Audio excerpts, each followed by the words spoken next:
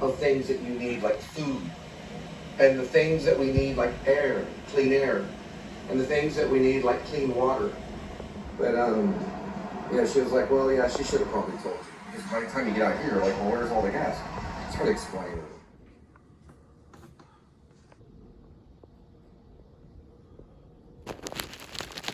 Good skinny midnight.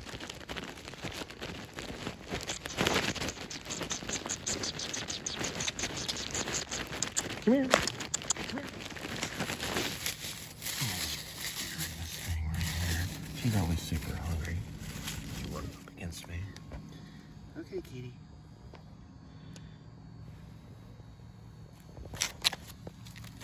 There she goes. She got fed earlier. She's showing off her butt. Would you get something to eat? Come on. There we go. Got a longer tail. Look at this right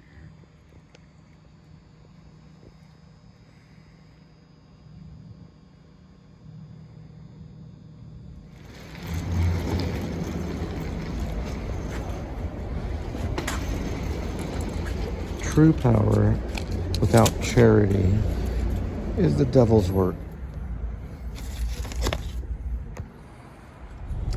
Yeah, you see anything mischievous, like, I don't know, a cop car sitting with his lights on and brake lights on and everything like that at the airport is a little suspicious to me. Because it seems like he's trying to show like force or something in that, you know, area, which is instilling it's instilling the fear in people, really. Now, if the vehicle's turned off, but I know he has to have it on because he's in there, it's a little bit different because they have some of them turned off and some of them turned on. I don't really understand everything that they do. Let me just go this way. And so I guess he's just sitting there with the car running, which would be wasting gas and money, and that's taxpayers' money. I think he should not be just burning gas. Now, if it's an emergency situation, you have those lights on, we would know it's an emergency situation. That's just him just sitting in his car with it running. That's weird. That's suspicious to me. A person sitting in their car at the side of the airport. You know what I mean? And this is an airport, you know. He's just sitting in his car. Very strange. Sorry. I would see the suspicious behavior. Now, RIB, what they do in Revolutionary Appendant Branch is Doc Shelby can look through all these cameras. He can look through all the terminals. He can spy on all the cops he wants to. But what he's really looking for is, why did Shep run to Alaska? Why was he Archie Rector? And then he finds out. And he also finds out, after basically kind of spying on him, that he's not the murderer. Because Lady Shelby meets him. So he was set up. So that's kind of the big turning point in the actual story plot. It's a setup, and it twists the plot. And then that's why they go after Daniel Lucius Copex. He's actually a lieutenant. He's a bad lieutenant. So bad lieutenants are known to have done drugs, rape women. Daniel, his name was Hoytsclaw. Daniel Hoytsclaw got 266 years for raping 9 women while he had his sidearm and his uniform on.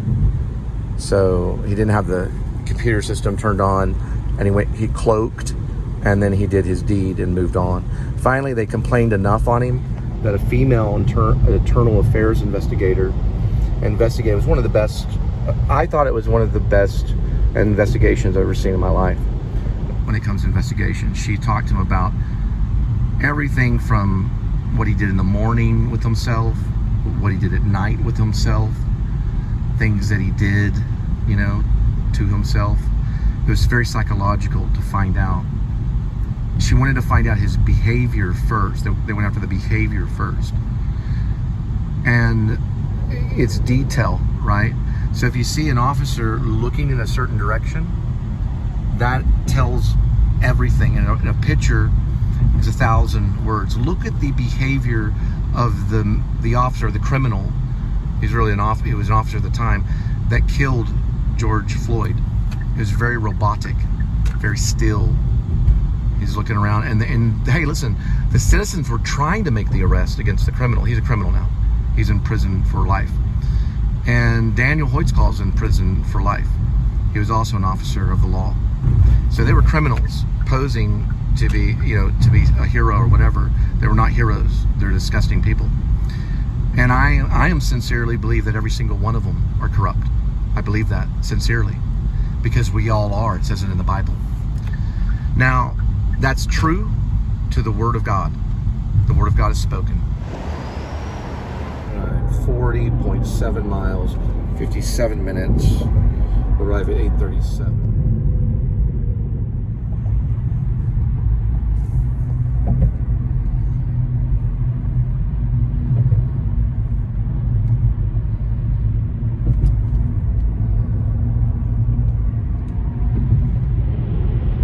All right, so listen, these are Indian people. They're from India, or Nepal, I think mostly India. Every single one of them with the name like Paramatasasad, it always says every time, okay to leave at door, and it's always in bold print, and it looks exactly the same. The other ones, it doesn't say that. It says, okay to leave at door. And listen, I'll tell you this is Roadie. It's gone 40 miles. We've gone 40 miles. It's not $1 a mile. It's more like $0.25 a mile on the amount. So let them know. Let it be known. Show them your app. Show them what they're doing to you.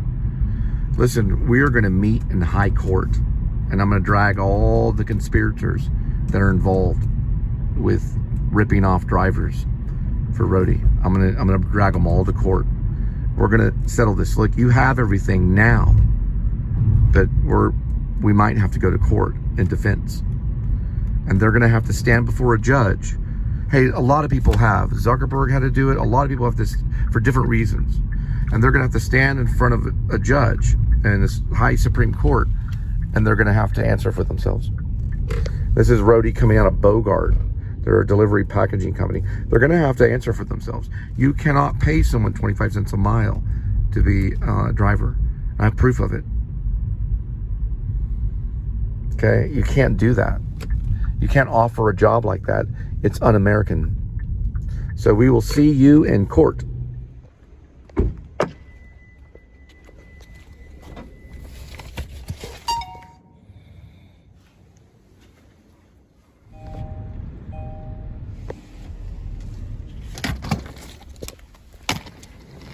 I did explain the predicament, and I did show him the app.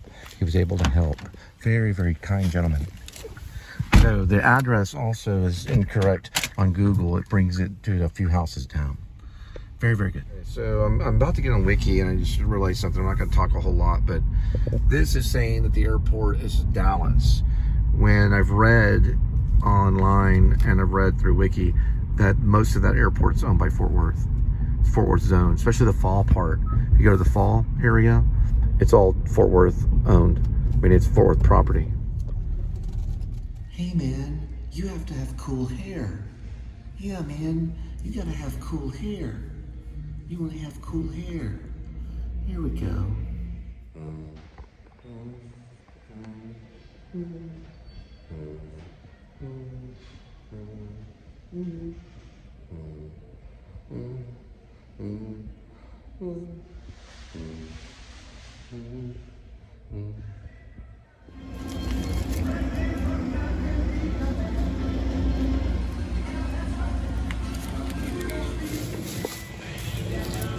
Couple ketchup. That's my hot sauce. Get some cheese. It's actually what it is. This stuff right here. Then we're gonna try out one of their cheeseburgers. Their double cheeseburgers are $1 more. This is $3.79. They used to have a deal where you get 2 of them for $5. Now it's 3 for $6. So it's kind of like taped on there, and it opens. I did get some condiments, some jalapenos and banana peppers, things like that. This is it's kind of sticky a little bit. So the first thing is first. This is what it looks like. Ooh, yeah, it's kind of like one of those White Castle They add something like this in Grace AK Wear Vlog with Mark, the Uber driver, because they eat weird things in it because it's a werewolf movie. Like Tim Berry, it'll like mimic stuff. Like Tim Berry eats dog food, like dry dog food, because I guess he's like experimenting with what it tastes like. And then Uber driver probably eats something like this, one of those gross cheeseburgers. Sorry about that, Pete Davidson. Then this is like some kind of mustard. I'm gonna go with that on the mustard. Oh crap! There's the banana pit. They don't provide little dishes with it, so we're gonna. I would get mayo, but I only like Miracle Whip. I'm gonna put a couple of these guys on. I need to do this real quick, like this. Okay. So it looks like I'm done yet. I'm gonna just go like this. I don't even know the name of it. It's a racetrack hamburger for $3.79. And I got some other condiments for later usage, and of course my napkin. Being a restaurateur is kind of a tough thing at times, especially whenever you're doing it at a gas station. But hey, it's still food. Food is food. So, and even though Nizza, they kind of treated me wrong, they had pretty good pizza. So I just hope they clean it up a little bit, you know. But hey, in California, they probably wouldn't even do anything. We're gonna try, but here in Texas, Keith, you better watch out. You probably didn't know, I don't know. Anyway, we're gonna have some hamburgers. Well, one hamburger. You know what? I'd put it up to McDonald's.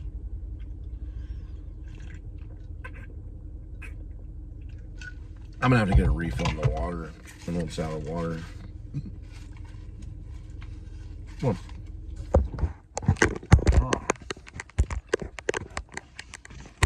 All that what David Lynch said. You gotta find the right shot. David Lynch was one of my favorites. He knew the camera had to be, there we go, somewhere. You gotta find the camera spot, the right spot. I'd put them up against McDonald's. Not bad. It sounds like, it's basically like a White Castle burger. Pete, when you get on set with me, I don't like to smell it. I don't mind cigarettes, but the herb smell kind of makes me mad a little bit sometimes. Not that I've never done it, but everyone's gonna have to hide from that when we're doing that. You can use sense memory. Always make me nervous, and it destroys the creative process for me. I get too nervous, paranoid. Then I'm at a nearby 7-Eleven eating hot fries. We don't want that. Not that his cheeseburger's any better. I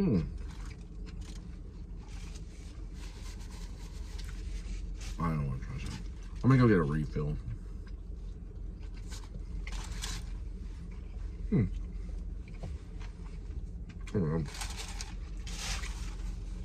Pete's kind of funny because he's kind of an original.